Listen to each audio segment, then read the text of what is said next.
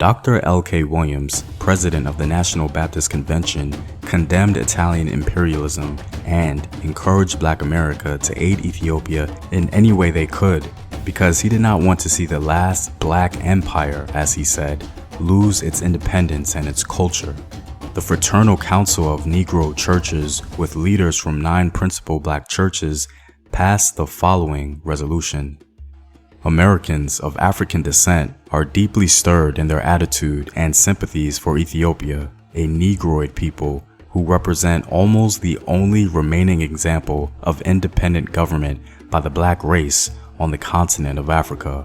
While by sympathy, principle, and ideas we are Americans to the core, we cannot be deaf to the cry that comes from a menaced nation in the land of our fathers' fathers. Given this extensive engagement with Ethiopia amongst African Americans, the invasion of this cherished land by the Italians struck a deep chord, and so an aggressive campaign in 1935 and 1936 was erected by Black America to save Ethiopia. One observer remarked that he knew of no event in recent times that stirred the rank and file of Negroes more than the Italo-Ethiopian War. Another commented similarly, contending that the conflict in Ethiopia did more to unite the Negro's interest in Africa than any event which has occurred since his sojourn in America. They viewed Black interest in the conflict as a watershed in Afro-American history, marking the beginning of a new phase in Black American attitudes toward Africa and world politics. Black media outlets began to put in the work to advance a pro-Ethiopian news cycle that condemned America and the international community while simultaneously promoting Black American support. News of the conflict in Ethiopia was overflowing the streets, and every eye and ear was fixated on the Horn of Africa. Racial patriotism was a common theme, and the unapologetic stance was warming the heart of Black America. In one nationalist appeal, a columnist for the New York Age explained that Africans outside of Ethiopia should aid in the defense of her independence because the impending conflict was racially inspired. Black patriotism was essential to national Black solidarity, and for Afro-Americans to stand aside and witness the massacre of the kinsfolk in East Africa would be to condone the crime.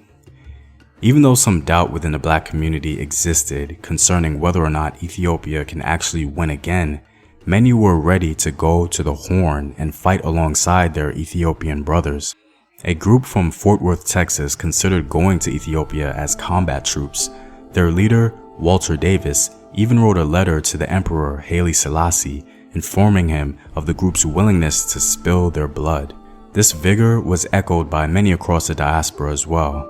Many organizations were formed over this issue, with Harlem largely being in the center. These organizations focus on raising funds and moral support, sending telegrams to Addis Ababa and sending Dr. Huggins to the League of Nations to move on account of Ethiopia. In his petition, Dr. Huggins requested of the world to stop Italy and made the argument that an Ethiopian defeat would be a setback for millions of Black people in the Americas, and also that this crime would imperil world peace by encouraging the spread of fascism, disgracing the principles of Christian nations. Of course, his request fell on deaf ears. Even though Ethiopian ambassadors helped in unifying many of the Black organizations, politics rendered their efforts futile. One organization sought to take a more tangible approach. The Pan-African Reconstruction Association, headed by Samuel Daniels, an immigrant from Tanzania, recruited African-American soldiers for service in Ethiopia. Multiple U.S. cities like Chicago, Detroit, Kansas City, and Philadelphia boasted about recruiting thousands. Unfortunately for the organization, the U.S. government cited a violation of a federal statute that says no U.S. citizen can serve a foreign nation in war with whom the U.S. is at peace. This statute ended recruitment and also discouraged the bulk of individuals from joining legally. Many of the attempts to aid Ethiopia became difficult, not because of the lack of effort or unity and organization, but simply money.